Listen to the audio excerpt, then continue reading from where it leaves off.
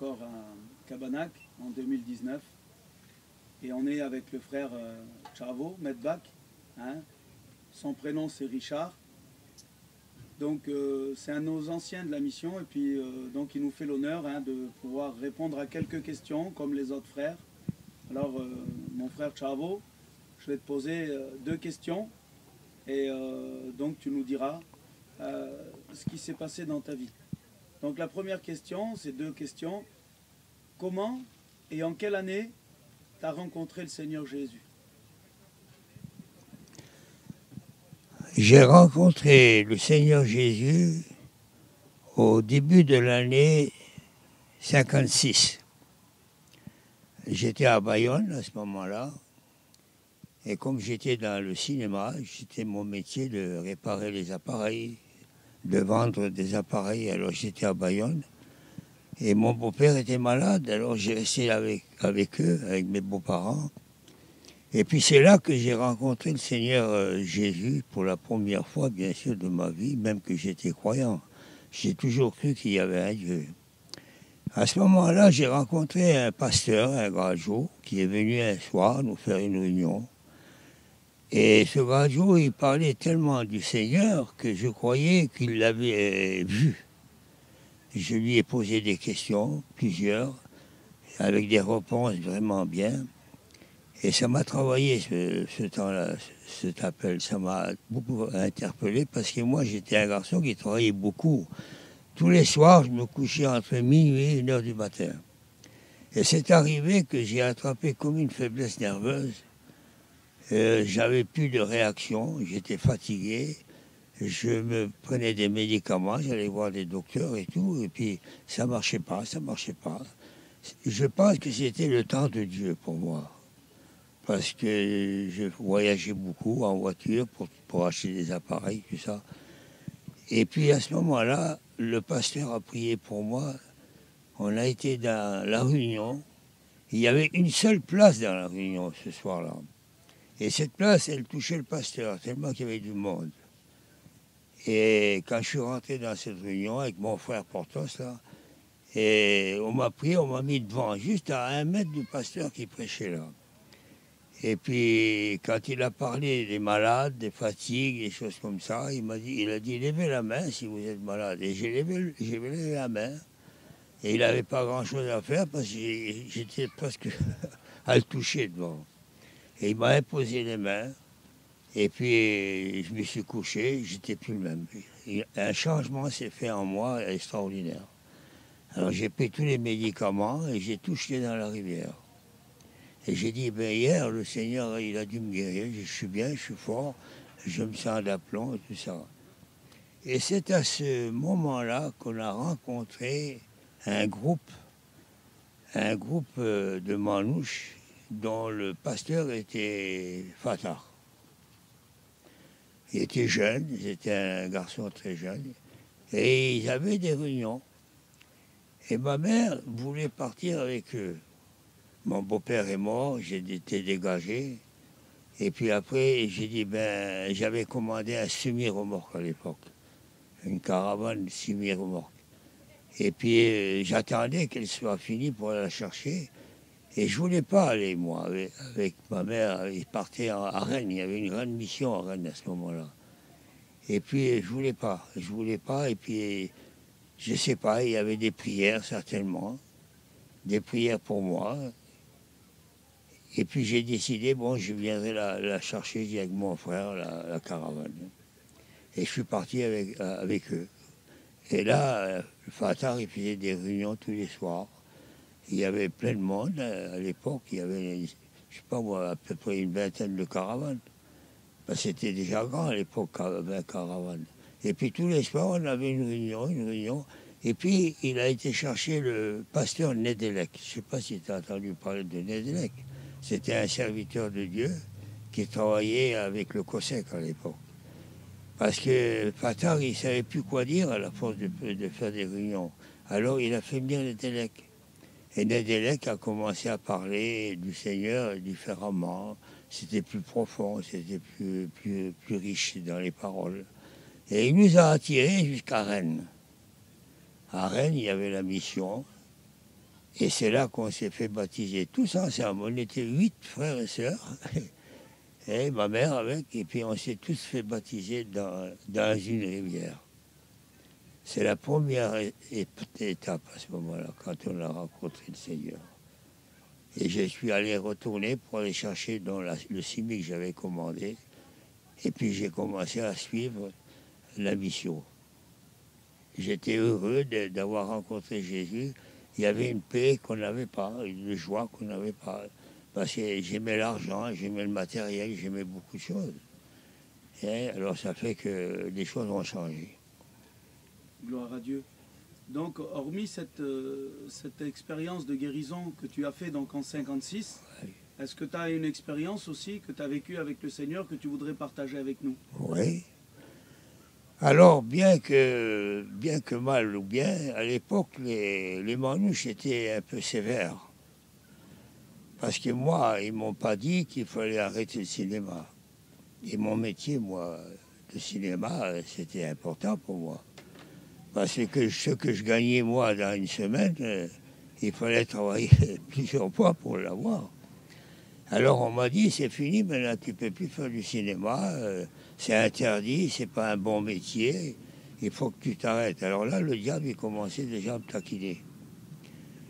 Alors j'ai dit, mais qu'est-ce que ça va faire? Alors si je fais plus rien, je vais faire quoi comme métier? Moi, j'ai pas connu autre chose, dans le fond, que de travailler dans les appareils, des choses comme ça.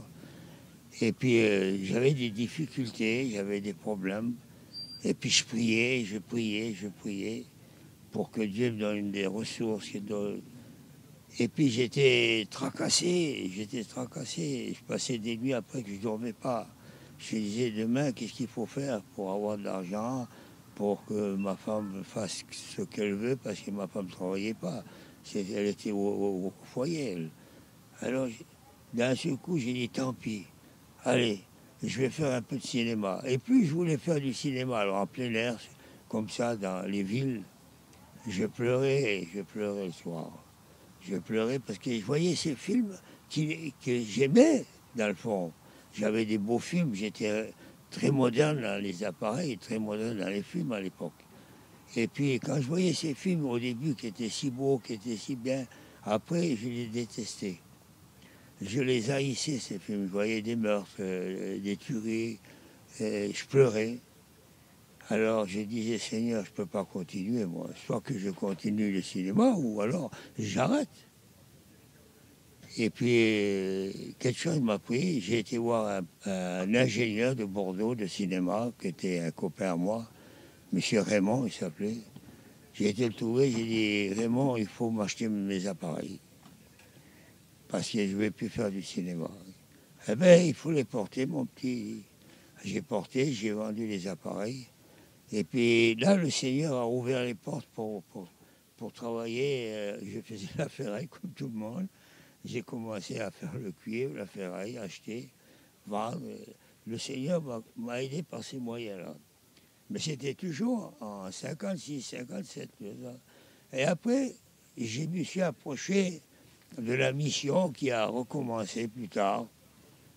Ils n'arrivaient pas à monter leur tente, ils ne connaissaient rien dans l'électricité, ils ne connaissaient rien à l'époque.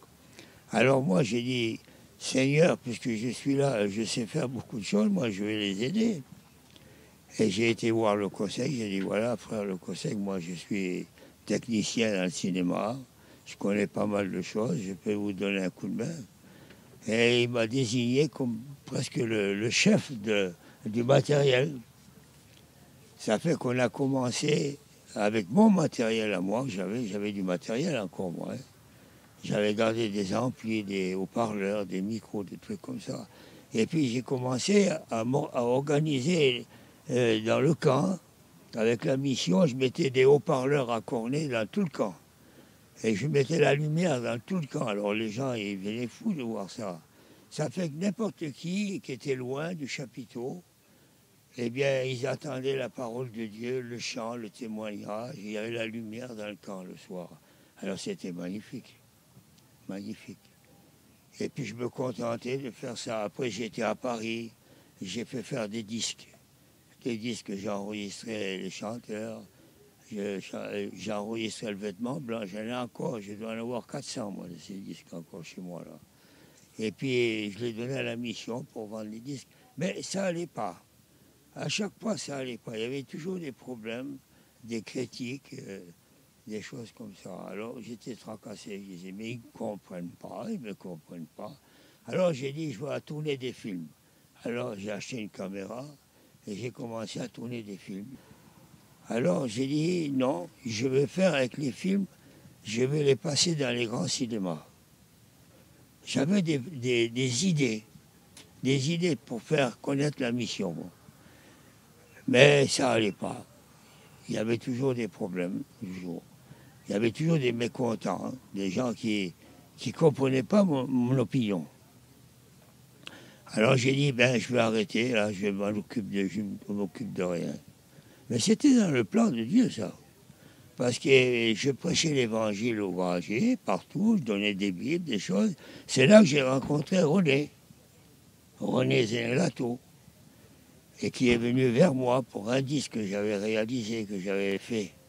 Il voulait ce disque, et là, j'ai parlé avec lui, et je l'ai fait manger avec moi.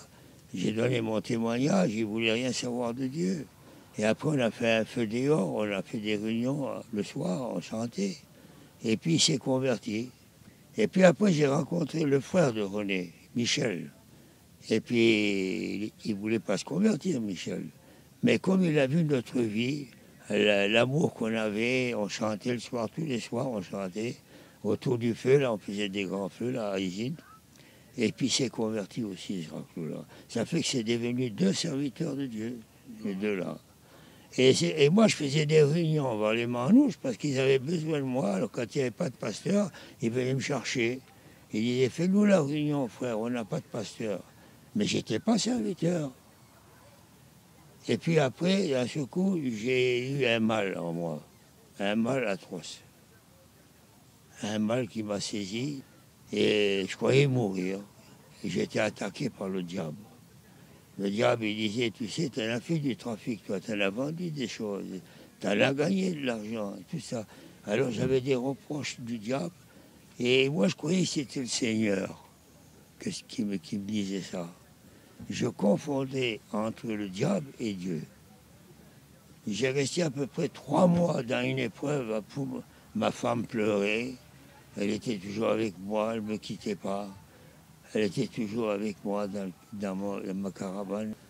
Et puis j'étais là, j'ai dit je vais mourir, je vais mourir. J'allais voir les docteurs, les radios, tout ça, je ne trouvais pas. C'était dans le plan de Dieu. Et alors, le Seigneur m'a fait un reproche. Et ça, je tiens à le dire. Il m'a fait un grand reproche, le Seigneur, il m'a dit, tu as perdu 10 ans que tu ne pourras jamais rattraper. Et après, j'ai calculé, et c'était comme ça. Il y avait 10 ans. Ça fait 10 ans que j'avais rencontré Jésus, moi, au mois de mai. Et là, c'était fin avril, quand j'ai été attaqué dans mon corps. Et là, j'ai dit, Seigneur, si tu me guéris, je te promets que je te servirai jusqu'à la fin de mes jours. Je te promets que je te suis. Mais il faut que tu me guérisses et puis il faut que tu m'aides. Je suis allé voir encore le docteur une autre fois, j'en pouvais plus. Et puis le docteur a dit, écoutez, rentrez à la clinique et demain, vous êtes guéri. J'ai dit, comment ça se fait? Je suis rentré dans la clinique, ils m'ont fait une petite opération là, moi. Et puis le surlendemain, j'ai sorti, j'étais guéri, complètement. Gloire à Dieu. Seulement, j'avais quand même promis au Seigneur que j'allais le suivre pour lui. Alors, la guérison, c'est une chose. Mais après, il fallait que je m'engage. Alors, qu'est-ce que j'ai fait? J'ai été voir Bourdin, là, la voilerie du sud-ouest de Bordeaux, et j'ai commandé une tente, une petite tente. Et puis, j'ai acheté des chaises à mon frère Portos à l'époque. Et puis, j'ai acheté une sonorisation et je suis parti. Je suis parti Elle a commencé, je dis, mais là c'est bien beau, mais moi j'ai jamais prêché, Seigneur, moi. Je dis. Alors comment je vais faire? Bon, la connaissance, je l'avais, puisque j'avais fait des études, je connaissais la Bible. Mais comment je vais faire alors? Et puis mon frère, il était à Rouen. Mon frère Portos était avec son chapiteau à Rouen. Alors j'ai dit, tiens, je vais aller à Rouen, puisque j'étais bien, guéri, tout ça. J'ai ramassé le chapiteau, tout. Je mis dans le camion, et je suis parti à Rouen. Et j'avais jamais prêché. Et quand je suis arrivé à Rouen, mon frère, il avait sa tente montée sur la place de Rouen. Et puis il était content quand je suis venu. Il me dit, bon, on va faire une mission ensemble. Il y avait Jean Huré. Il n'était pas serviteur, Jean Huré, à l'époque. Et puis il était avec nous. Et puis il ouvre la tente un soir, le premier soir, c'était un mardi, je crois, ou un lundi, je ne sais pas très bien. Et puis peut-être une heure et demie avant la réunion, mon frère, il attrape une attaque dans son corps, il tombe par terre. Mon frère Portos, c'était lui le pasteur. Et puis il dit, je sens la mort. Il dit, je prie pour lui, tout le monde prie, rien à faire. Rien à faire, il se tordait. Ils l'ont pris, ils l'ont mis dans son lit, ils ont fait venir le docteur. Et puis il dit sur moi, fais comme tu veux, c'est toi le pasteur. Il dit. Et c'était le commencement de mon ministère, ça. Il y avait Harou, le pasteur Harou de Rouen. Et puis à ce moment-là, il y avait du monde qui rentrait dans le chapiteau. Et les gaziers rentraient. Je dis, qu'est-ce que je dois faire, moi? Je ne vais pas prêcher, moi, je ne sais même pas qu'est-ce que je vais dire. Et puis Huré, il dit sur moi, tu sais, Richard, il dit, si tu ne commences pas, il dit, les gaziers, ça remplit le chapiteau, il dit, on est foutu, il dit, il faut faire quelque chose. Quand je voulais arrêter de dire, je ne peux pas faire de réunion, le pasteur est malade, il y avait quelque chose qui m'empêchait de le dire.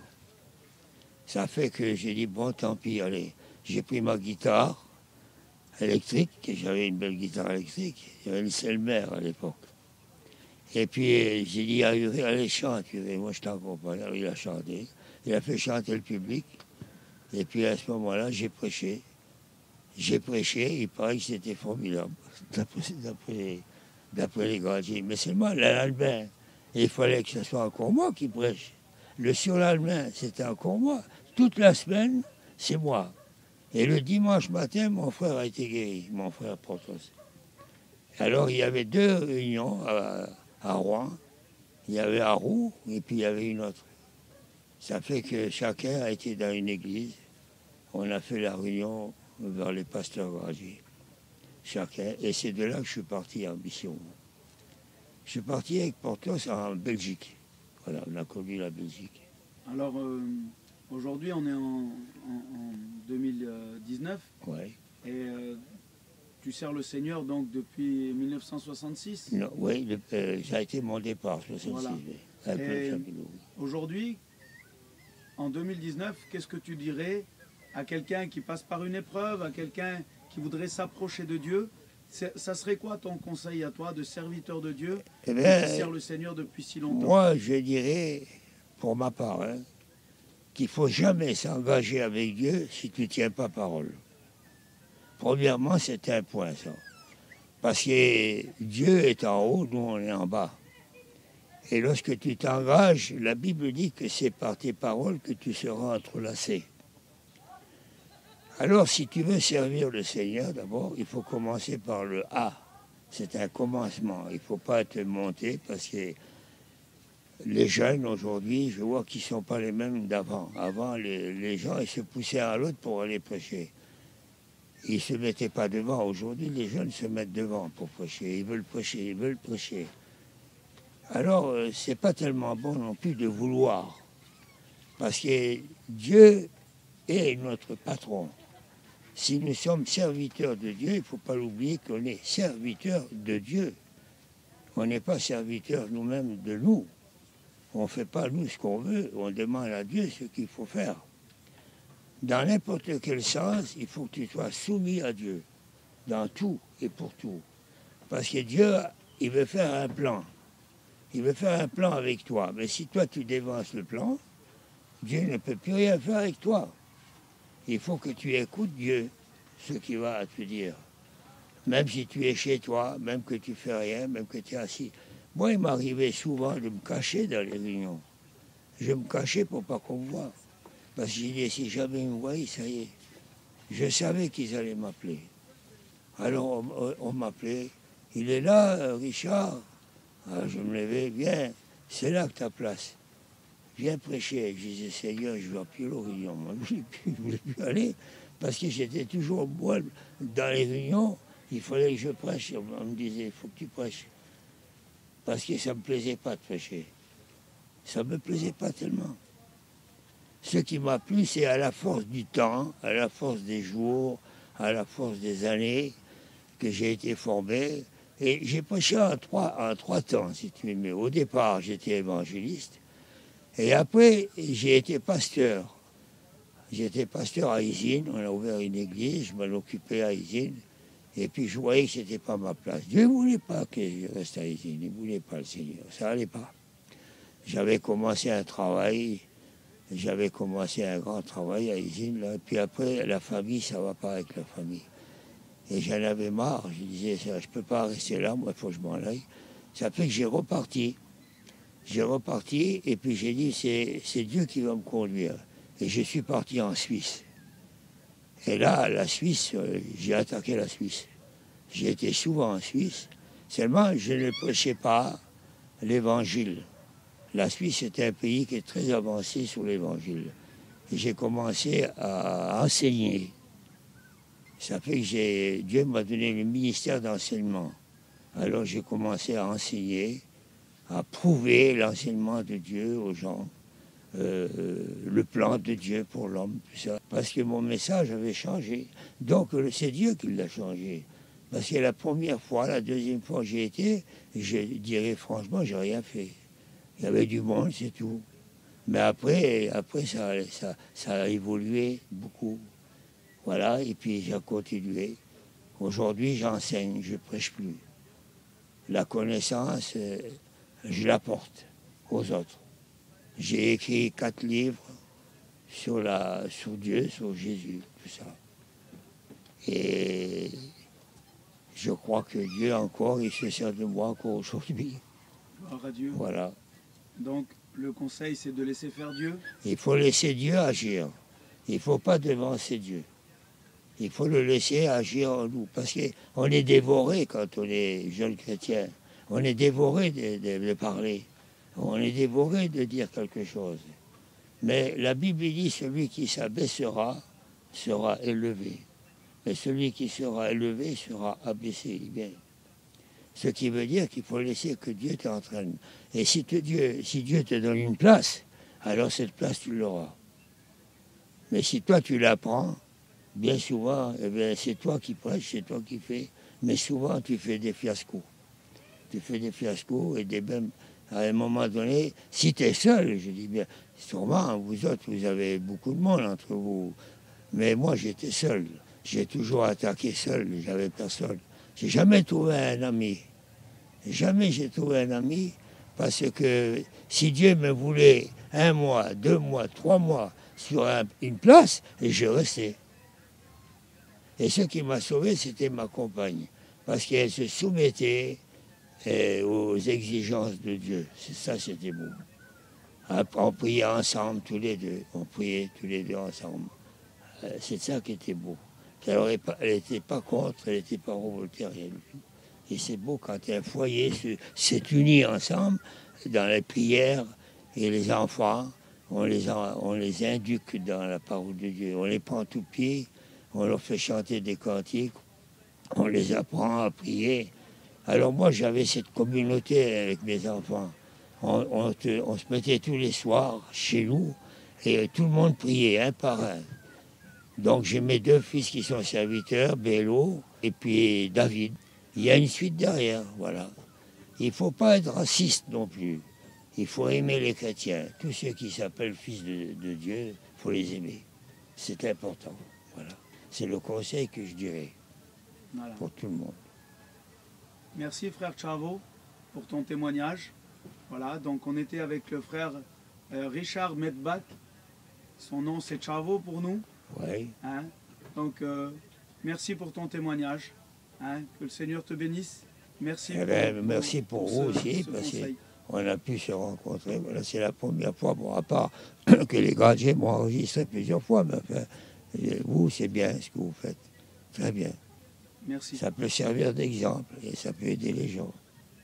Voilà, que Dieu vous bénisse. Merci. Nous y arriverons.